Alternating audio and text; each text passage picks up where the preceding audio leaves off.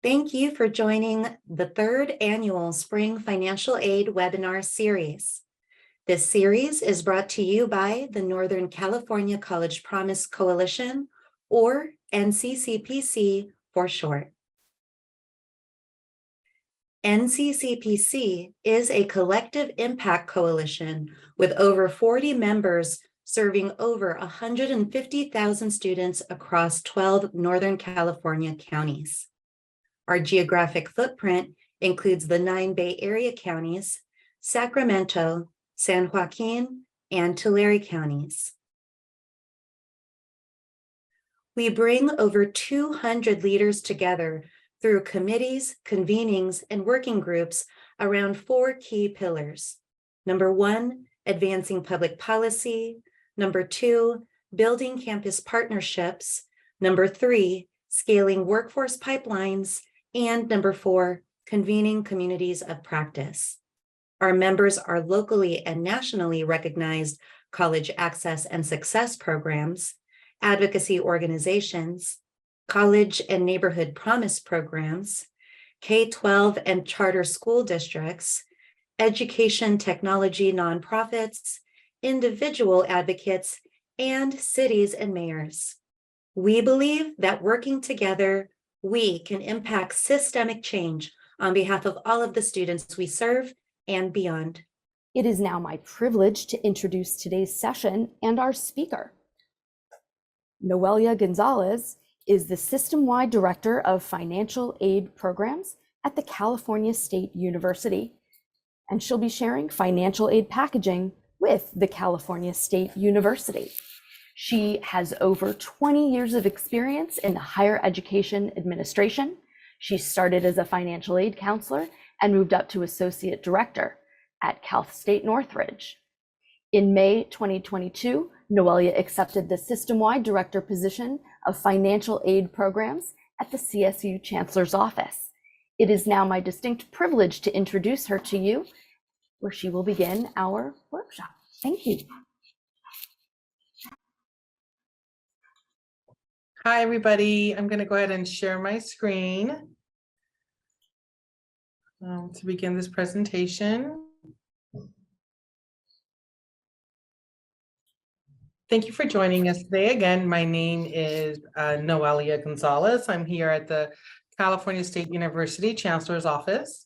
A critical component of the CSU's mission of access and opportunity is a university's ability to support all Californians, regardless of background, in achieving their educational goals. To that end, the CSU continues to offer the most affordable undergraduate educational program in the nation, allowing us to serve as a primary engine of social mobility. Financial aid plays a tremendous role in ensuring that students are able to afford a CSU education.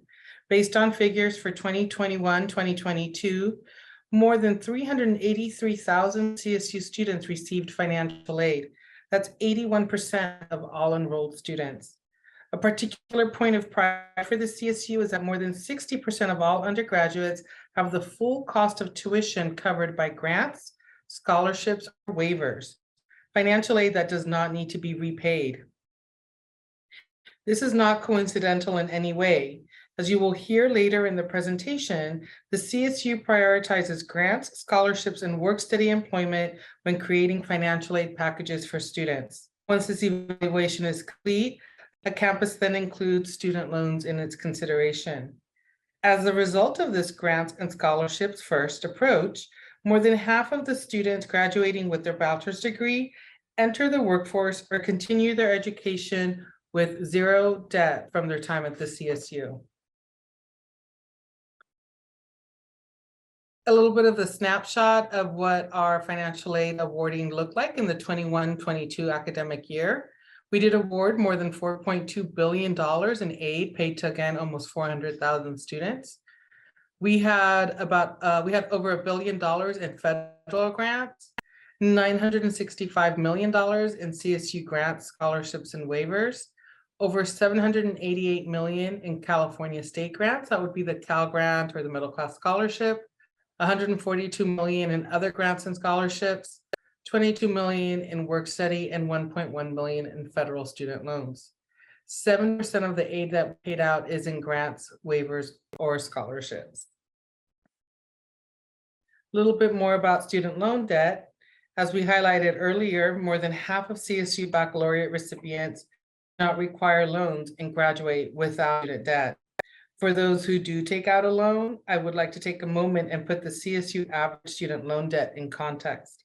With an average student loan debt of under $18,000, the CSU ranks well below state institutions as slide. For comparison, the average loan indebtedness for California, including public and private institutions, is over $21,000, making California's average one of the lowest in the country. The CSU comparatively low average student loan debt illustrates the CSU's commitment to providing high quality of educational opportunities to Californians.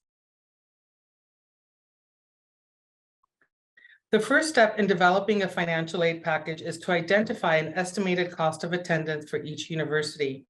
This is developed by each campus based on a federal framework.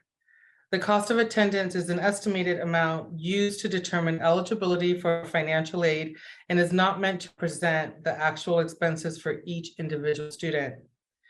The total cost differs depending on the student's living situation, as shown across the top of this chart. For context, in the 21-22 academic year, approximately 40% of CSU students lived at home. That would be the first column. 11% lived in on-campus housing, the second column, and 45% lived off-campus, typically in a shared apartment, the third column on the chart. There are 6 expense categories that together provide a total estimated cost of attendance. These are shown on the far left of the slide. Cost of attendance amounts are estimates based on a student survey and local cost. Actual expense vary by campus and by the location. The left side are divided into both direct costs and indirect costs. Direct costs are things such as on-campus room and board, tuition and fees. Those are things that are paid directly to the university. Indirect costs are things like transportation, personal miscellaneous expenses, books and supplies. So the tuition fees are charged by the institution to attend the campus. They include things like not just a tuition, but also campus fees. All students are charged these campus fees, and there are things like health fees, associated students, the union, athletics. Those are all paid directly to the campus. Room and board, those costs vary depending on a student's living situation, whether they're at home, on campus, or off campus. Costs vary based on the region of the university. If the campus is in an urban setting, those room and board expenses may be higher than some of our campuses in a rural setting. Also, students on campus may have different expenses depending on the room type that they choose. They may have a single room, which will be more expensive than a double, or in some cases a triple. Books and supplies, those costs also vary depending on book costs. Students may have many options when purchasing books, and they should research what works best for them. There are things like they can rent books, they can buy used books, they can buy new books. So all of that controls the cost. Transportation costs vary depending on campus and the student's living situation. And then, of course, personal and miscellaneous, those costs also vary on the student's living situation. For the purposes of calculating the cost of attendance, tuition, campus-based fees, books and supplies, and personal expenses are consistent regardless of a student's living situation. The 2 categories in bold, room and board, and transportation, are variable and are responsible for the vast difference in the final cost of attendance. It's important to note that the totals that are listed here represent system-wide averages and do not represent any amount paid by any one student. While the amounts provided for tuition and campus-based fees are clear, a common question is how the estimates for the other 4 expense categories are determined. Similar to most California institutions, CSU campuses use data gathered by the California Student Aid Commission in the Student Expenses and Resource Surveys, or SEERS, for these estimates. Each year, these figures are indexed for inflation. The second key factor in developing a financial aid package is a student's expected family contribution, or EFC. It is important to note that the EFC is determined by a formula established by federal law. Annually, a student completes either the free application for federal student aid, the FAFSA, or a California DREAM Act application, a CADA, depending on their status. These applications collect information such as household size, family income, and available assets. Using responses to these questions, a student's EFC is derived and reported to the colleges or universities the student has listed on the aid application. Both applications have a priority filing deadline of March 2nd. Students should plan on completing their FAFSA or CADA by March 2nd in order to maximize their financial aid awards.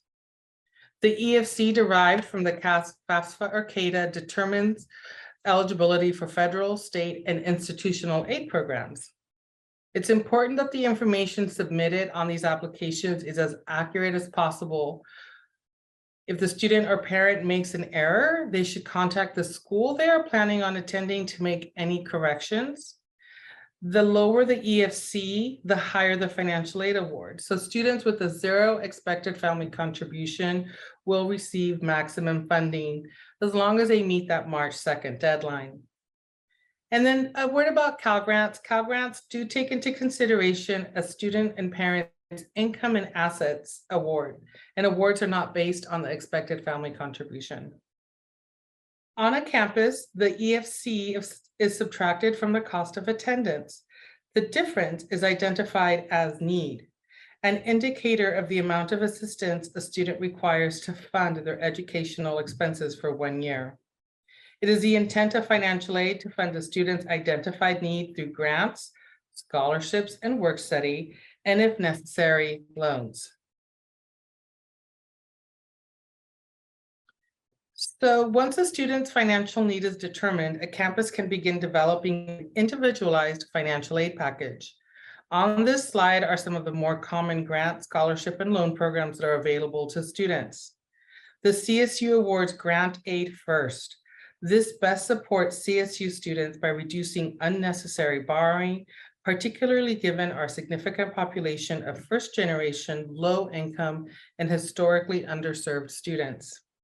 I will quickly walk through the typical approach to developing a financial aid package for a student. First included are grants, included the ones listed on this screen. Federal Pell Grants are particularly notable since in addition to tuition, they can help address the cost of campus fees, housing, food, and other expenses. This typically occurs when tuition is already covered by another award. More than half of CSU undergraduate students receive a Pell Grant. Other significant grant programs include the state Cal Grant and the CSU's State University Grant. In the Students Award Package, we also include any scholarships the students may have received. Students receive scholarships from both the CSU and outside organizations. It's important for students to check with the financial aid and scholarship office of the schools they are applying to for information on university scholarships. These scholarships may have additional applications or different deadlines. Next, for eligible students comes the middle class scholarship. Award amounts are based on a number of factors, including the cost of attendance for the school, the student's gift aid, and a parent's contribution for households with income of over $100,000. After the middle class scholarship comes the self-help funds. Self-help funds include things like federal work study, federal student loans, and DREAM loans. Here we have an example of a CSU financial aid award. This student has a cost of attendance of $27,000, so they're probably living on campus or off campus. They have an expected family contribution of 0. They have a need of $27,000. and the student does have a scholarship. So here we have what their financial aid award looks like. They'll have a scholarship for $2,000, full amount of a Pell Grant for a zero expected family contribution of $68.95. The student likely will have a Cal Grant B, and they'll have fees and an access grant due to their low income. They'll have a supplemental opportunity grant from the Department of Education. It's a federal grant. It's $1,000. They'll be eligible for a middle class scholarship for about $472. And then after that, they would be eligible, if they choose to take it, a $3,500 subsidized student loan, which means they're not charged interest while in school. And they'll also be eligible for a $4,000 federal work study award, which a student can then use that to work on campus, and they basically earn a paycheck throughout the academic year. So the student's total award is $5,257. If they choose, they are eligible for a parent loan up to that $27,000. So about $1,700 in a student loan, in a parent loan, if they choose to take one out, but they certainly don't need to. I have a second example. This student, also the same cost of attendance, but they do have a higher expected family contribution, or EFC, and they also have a higher scholarship. So this student, if we do that calculation, we take EFC from that cost of attendance. They have a need for $22,000. The scholarship is $5,000. They'll have a small Pell Grant, a Cal Grant A, a middle class scholarship. That's what they have in the gift funding. Then the self-help is $3,500 in a loan, subsidized, $4,000 in federal work study, and then an unsubsidized loan of $2,000. So their total award is $23,781. Their need-based award is under the $22,000. So federal work study, subsidized loans, and the grants are all considered need-based. But that unsubsidized loan can be awarded past need because it is a loan that does accrue interest. These parents, if the student is a dependent, can also borrow a parent loan up to that $27,000 if they choose to. And then my last example, this is a student that is living at home. So they have a $21,000 cost of attendance. They have a zero expected family contribution. So they have a need of $21,000. They have a scholarship in the amount of $2,000, a Pell Grant, again for $68.95. They have the Cal Grant B, fees and access award, a supplemental opportunity grant, and then a subsidized loan for $3,500. So their total award is $20,785. The majority or the bulk of that award, around $17,000, is all in grant funding.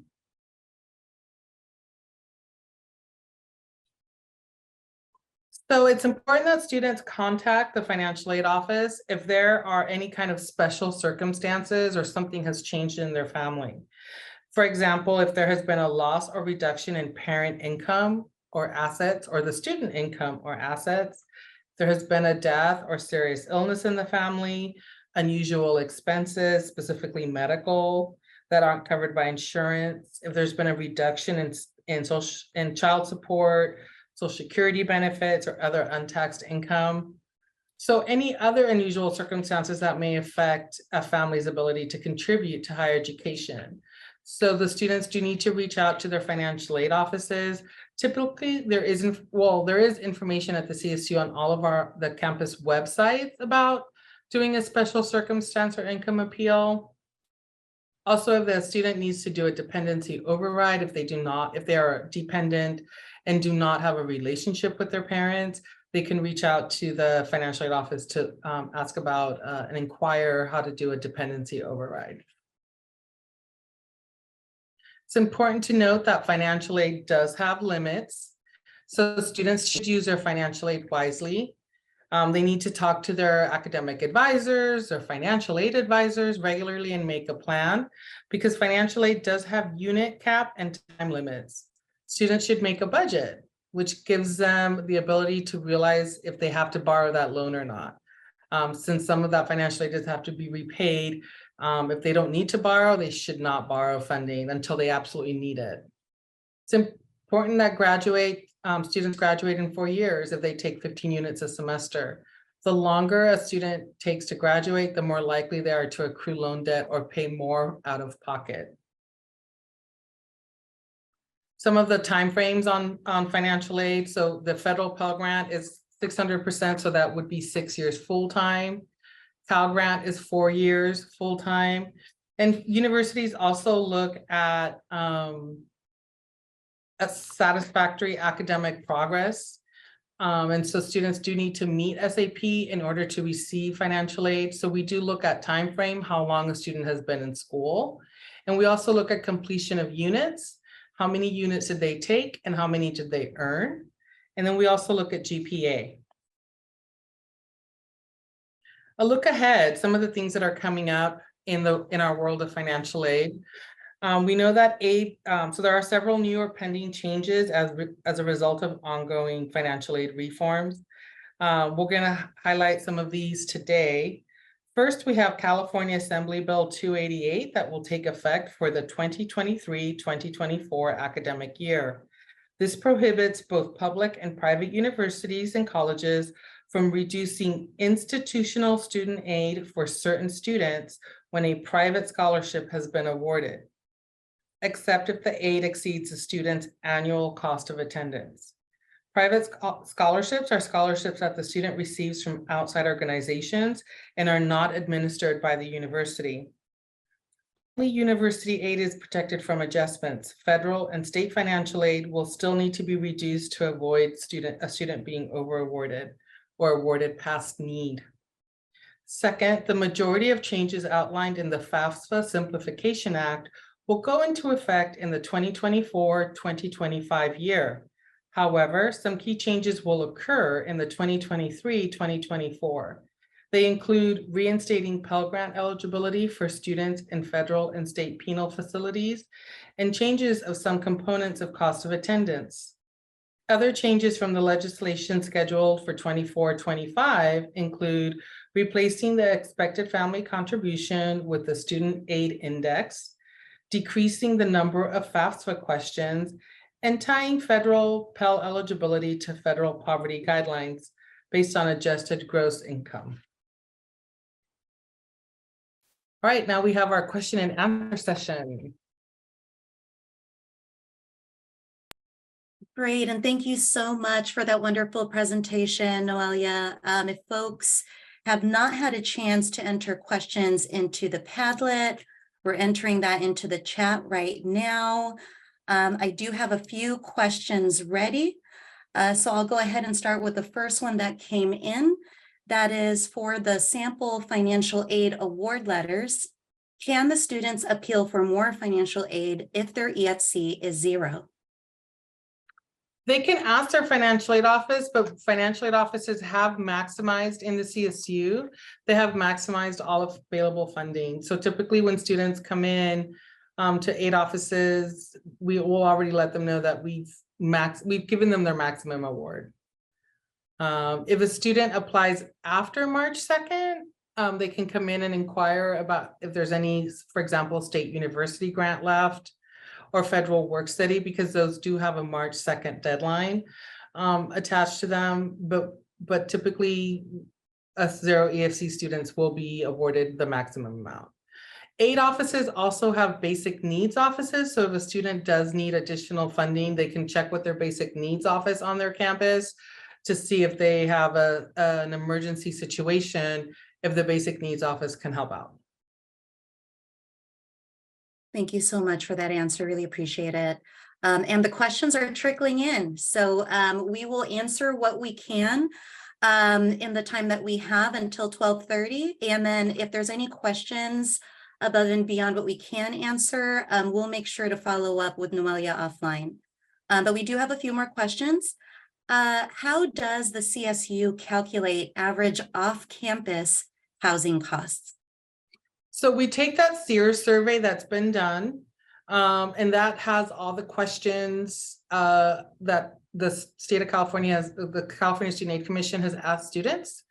So we'll take that, and the campus itself will also look around and their local apartments, and they'll look at rent prices at that point. and that's how they come up with the cost. But the bulk of the amount does come from that Sears survey. And while the Sears survey is done statewide, each individual campus will get the responses for their students. So for example, Cal State LA will get the Cal State LA student responses. Fresno State will get the Fresno State students responses. So it's individualized to their area. That's great to know. Thank you for that. And follow up to your last point. And I do believe you shared earlier too, that there is some differences around the fees across campuses. Can you tell us a little bit more about where we would find information about the different fees for campuses?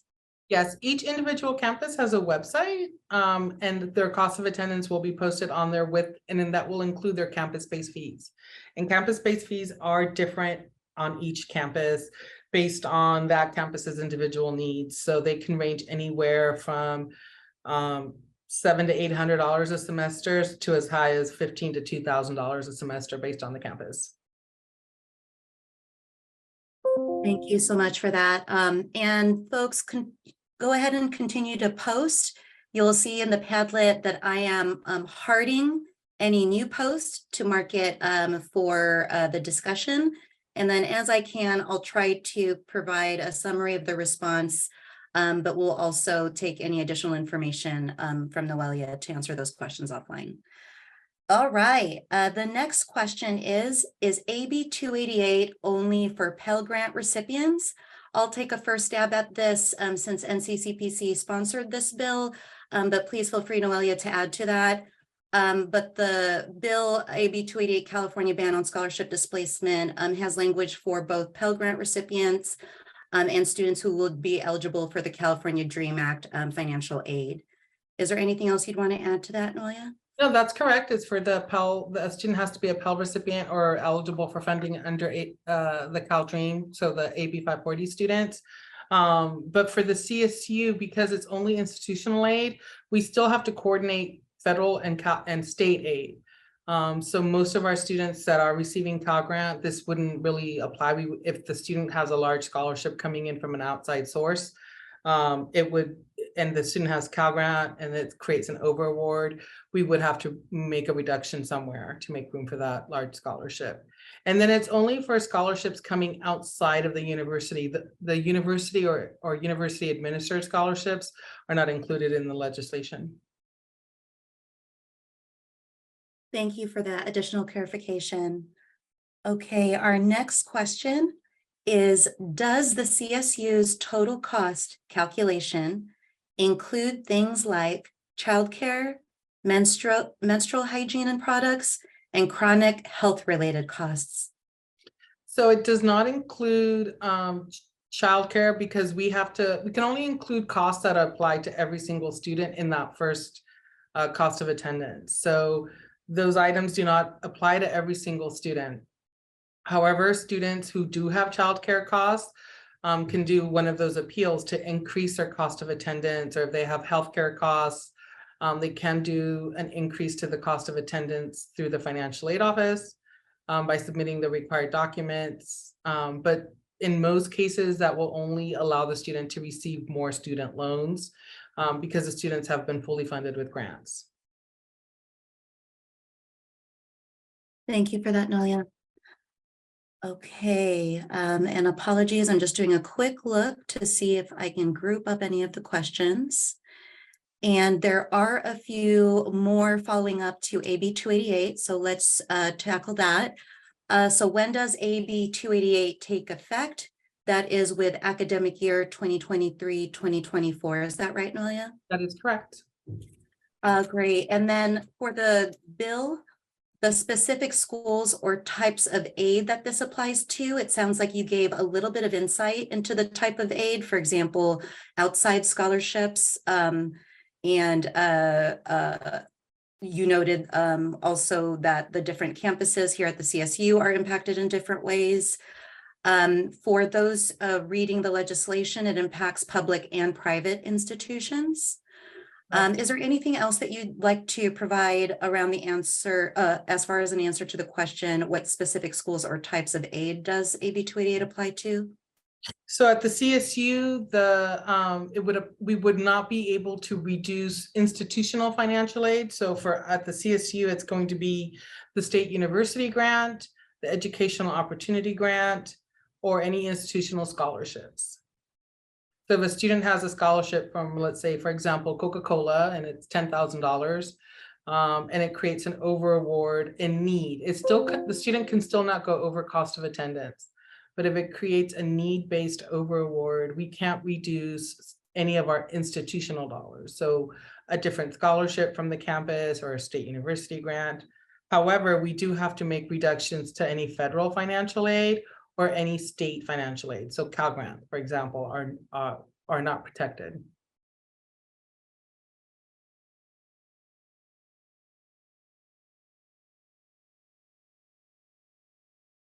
Apologies, had a tough time unmuting there. Sorry about that. Okay, let's look at a few of the questions related to aid. So first, just move this down so I can see it better. Can everybody overview financial aid has limits, that specific slide again? And would it be possible for you to maybe just put that on the screen for folks? And Sure. I don't know, it looks like 2 people favorited it, so I don't know if a few folks came in late, but if you'd like to share, and that's financial aid has limits. Okay, I can go ahead and share that. And will folks get a copy of this deck after Noelia? Is that possible? Yeah, I'm happy to share it with you. I'll send it to Beth. Great. And what we'll do, everyone, is we'll post it on the event page in the coming weeks with the recording as well as the slides. So this is a financial aid has limits. So this is the one there's 2 slides. This slide kind of talks about some tips for the students that they should talk to their major and financial aid advisors and have a plan, make a budget, try to graduate in 4 years. And then these are the actual limits on the program. So federal Pell Grant, again, has a 600% or 6 years full-time. So if the student attends 1 semester half-time, then they can have another half-time semester, right? And that would make up the 1 year. Pell Grant, and I forgot to put on here, but also the middle class scholarship, those both have 4 years at full-time eligibility. And if the student uses any of their state funding at the community colleges, that counts against the 4 years. So if they use 2 or 3 years at the community college, they'll only have 1 or 2 years left when they transfer to a 4-year. And then we look at, of course, satisfactory academic progress. And so when I say they have 150% of the student to finish their program, so if a program is 120 units, they have up to 180 attempted units to complete that program.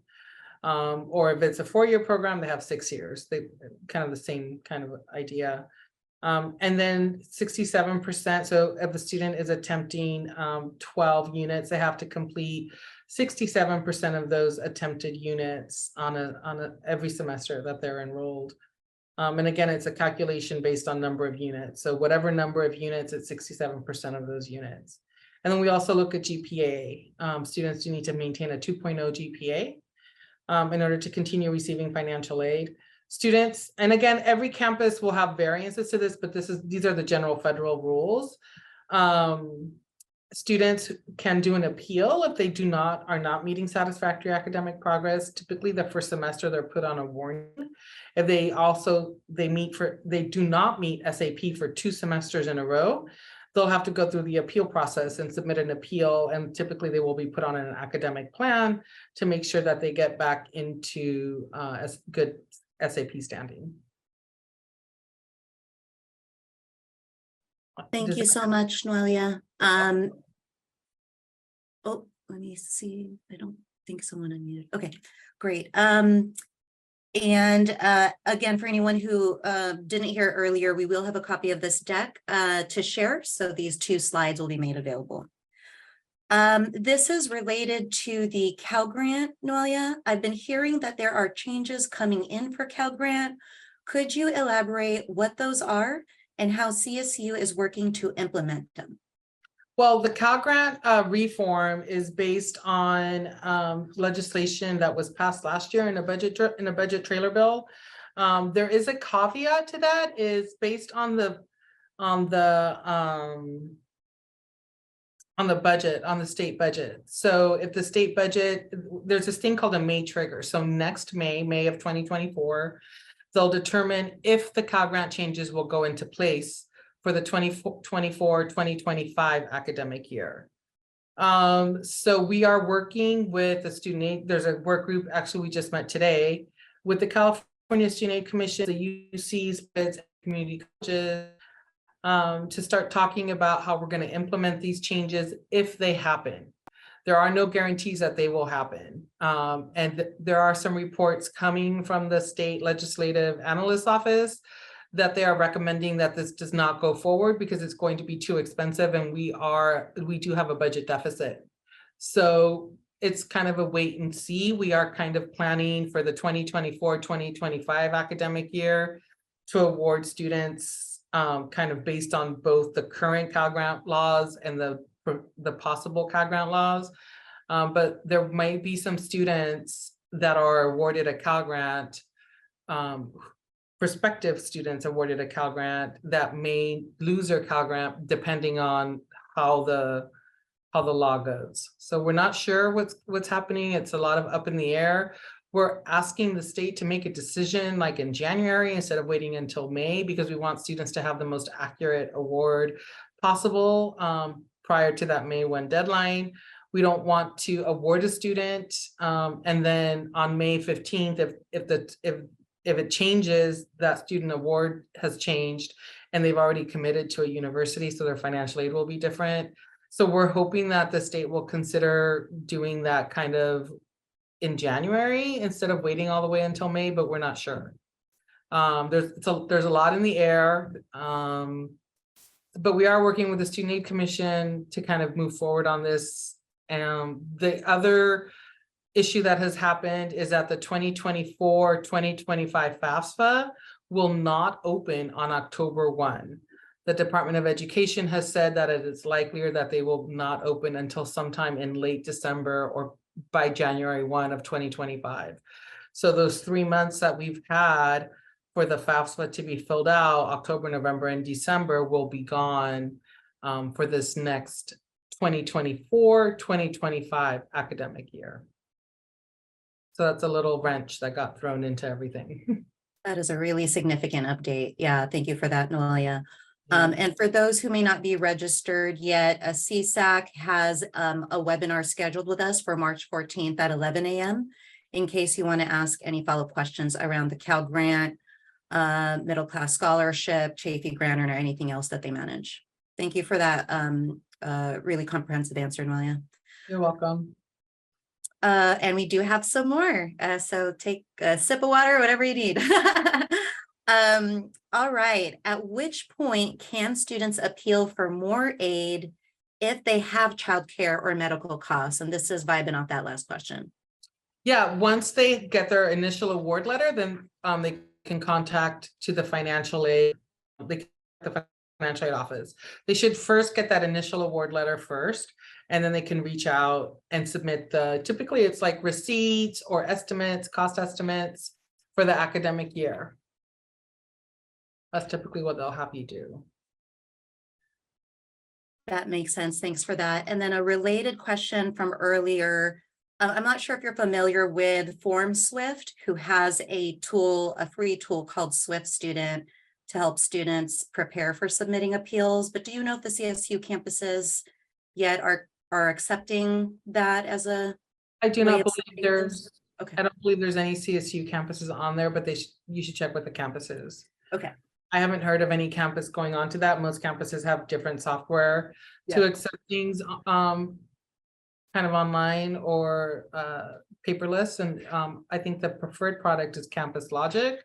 Okay. I don't know that they're accepting anything else. Okay, that's really helpful. Thanks. Mhm. And in the chat, there was some ask for a request for you to reiterate what you just shared about the FAFSA opening delay. And I believe that was about the 2024-25 FAFSA. Correct. It's a 2024-2025 FAFSA that was scheduled to open October 1 of 2023. So, they typically open in October. The Department of Education will not have the new FAFSA ready by October 1 of 2023. They don't know when it'll be ready. What they have told us is that they are mandated by law to have it open by January 1 of 2024. So, it'll open sometime in the fourth quarter. They will not make that October 1 deadline. So we're thinking that they won't open possibly sometime in December. We're hoping that they do it before January 1, but it doesn't look very likely like it's going to be. There's a lot of changes to the FAFSA. There's a lot of programming, a lot of testing involved. So they will not be opening on October 1. They said that sometime in June, they might have a more accurate date. Thank you. So everybody send your positive vibes to that opening before January 1. But for those of you who are in the CSU Padlet, you'll note there's a second column that says resources and ideas for the group. Beth's proactively added links to CSAC and FAFSA, and under FAFSA, I made that comment with that note. So for anyone who needs to go back to that point that was just made, you can access it there. Noelia, we have about 5 or 6 more questions, so we'll plow through what we can and do our best. And again, anything we don't get to, we can follow up after. This is a fairly lengthy question. It's technical. So give me a moment while I read through it. Last week, NCAN released a article that was concerning around FSA being non-committal on the FAFSA starting on October 1st. If it's delayed and the state decides to push back its deadline of March 2 as well, would the CSU push back its decision day deadline accordingly as well? That way you can give students and families time to evaluate their financing options before deciding where to go. The May 1 deadline is based on each individual campus. And it's likely that and it is a national deadline. So it's likely that May 1 deadline for the majority of our campuses will not change. So we don't know what the state is doing yet, if they're pushing the March 2nd. If they do push the March 2nd deadline, to example, April 1st or April 2nd, we'll also match that for our institutional funding. So for example, our state university grant or work study dollars.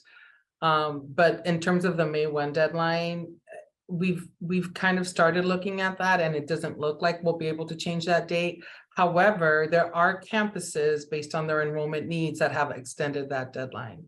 But May 1 is a national intent to enroll deadline, so we don't want students to miss out on that. That was a great question and a great answer. Thank you so much. This one is about the middle class scholarship. Following up on Cal Grant, Tuesday's hearing saw LAO, and I can't remember what LAO stands for, ask the state whether they want to fund Cal Grant or MCS 2.0 because of limited funding. We also saw advocates ask that if a decision is to be made, that the legislator prioritizes Cal Grant. Could you share your thoughts on this and whether or not you'd rather want MCS 2.0 or Cal Grant, to the extent you're willing to share your insights on that question? Sure. So the LAO is the Legislative Analyst Office, and they did come out with a report saying that the Cal Grant changes would be too expensive. And also the one-time additional funding that it's in the governor's budget for next year for the 23-24 for MCS 2.0, that should also be eliminated because it's only one-time funding. And it should be used in other areas. The problem with taking one or the other is that Cal Grant is an entitlement program. So meaning that if whatever changes happen forever and happen for everyone. So that cost to the state, this is from a budgetary standpoint, would be long-term, right? It's not a one-year cost increase. MCS is fund it on a year-to-year basis. So if there is no funding for MCS 2.0, they will not fund MCS 2.0. Although the state is and the legislature is committed to MCS 2.0. So I don't foresee that happening. But you know, if all of a sudden the state has no funding and they need to start making cuts, MCS 2.0 is a place where they could cut. Pell Grant is not. So the state doesn't want to make, the LAO isn't wanting to make permanent changes to anything because it can be a long-term cost increase, and the long-term outlook, at least for the next year to 3 years for the state, the collections on taxes, everything is low. So we have overspent and overcommitted. So that's kind of what's happening, I think, with where the LAO report came out. They don't want to see permanent increases to programs because they're afraid that they won't be able to fund it in the future. Thank you for that insight. We are very grateful to have advocacy leaders on this webinar with us. That was a great conversation. A follow-up to MCS. We've been hearing MCS 2.0 is causing several students at the UC to see their award letters get reduced because of receiving emergency basic needs aid. Is this something you are seeing at the CSU as well? Also, have all MCS 2.0 grants been dispersed to students for the year already? And what is the typical timeline for disbursement of those funds?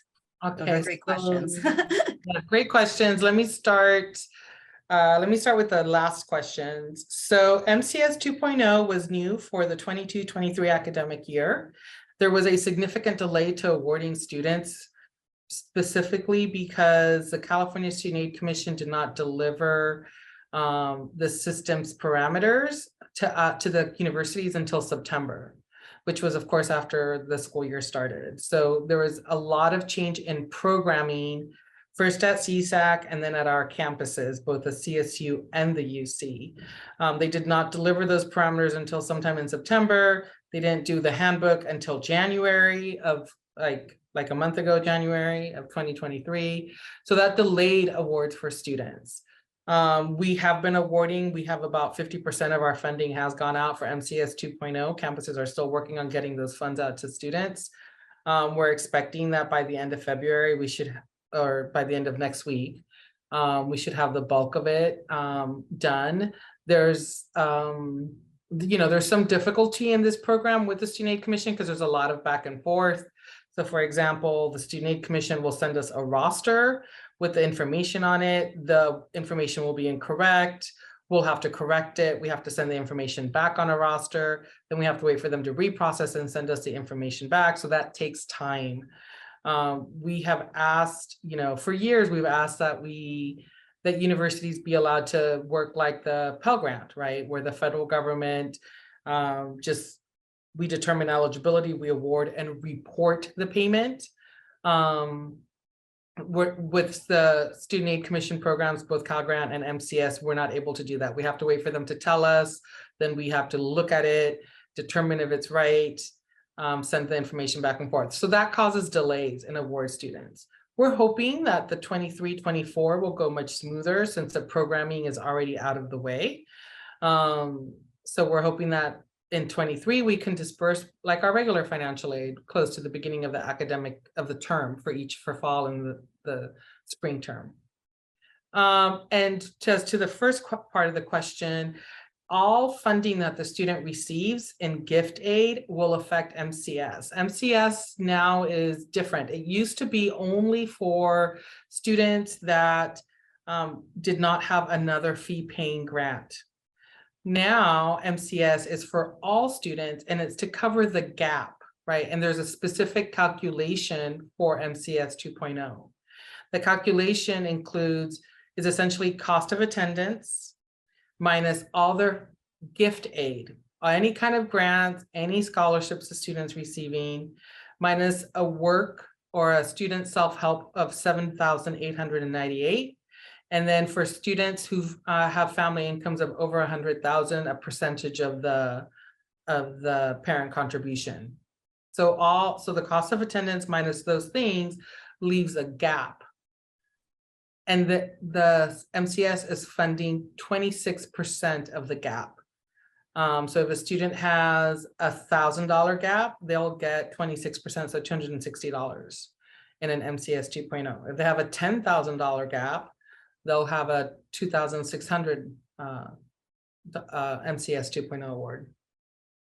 But every time a student gets new funding, so if later on a student gets a basic needs grant or another scholarship, it fills in that gap. So that means that we have to reduce the MCS 2.0. And that's written into legislation. There's nothing we can do to change that. We are recommending a change to for next year, so that 2023 we could accommodate students getting last minute basic needs grants or last minute scholarships. So we don't have to make adjustments to their MCS. But for this year, it is affecting them.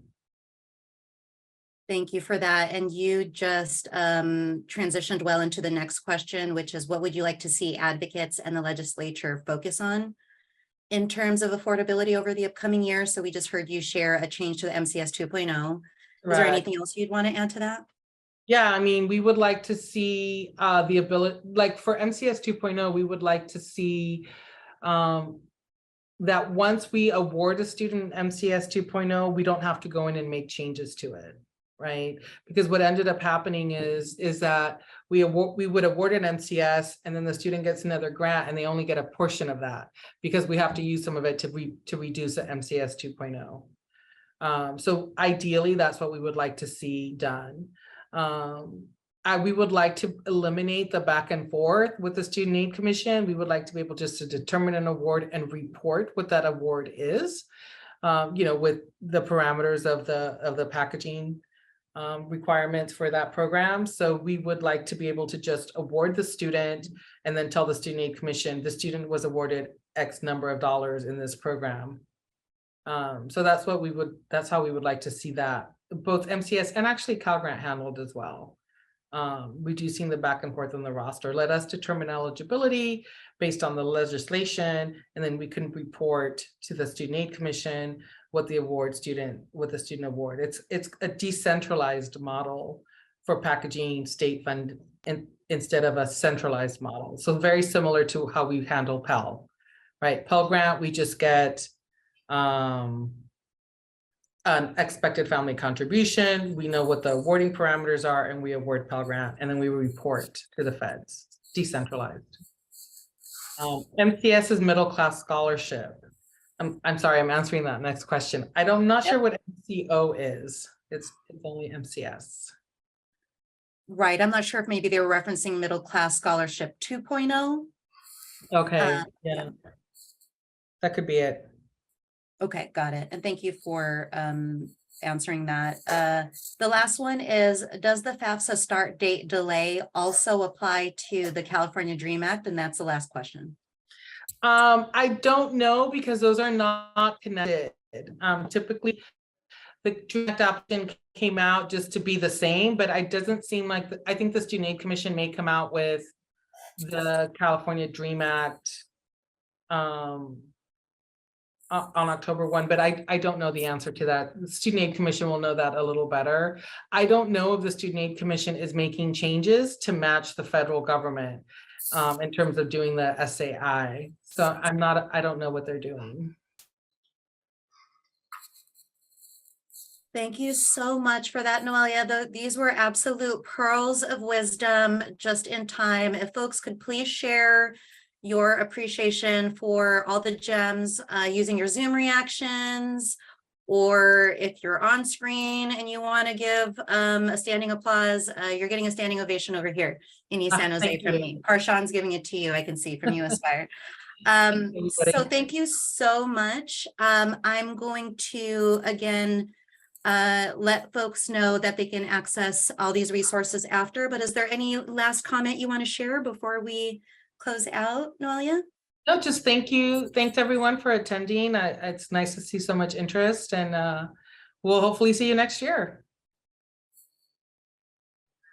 Wonderful. And we'll go ahead and pass it to our Zoom master to keep us going. Thank you so much, Noelia. Thank you, Mary.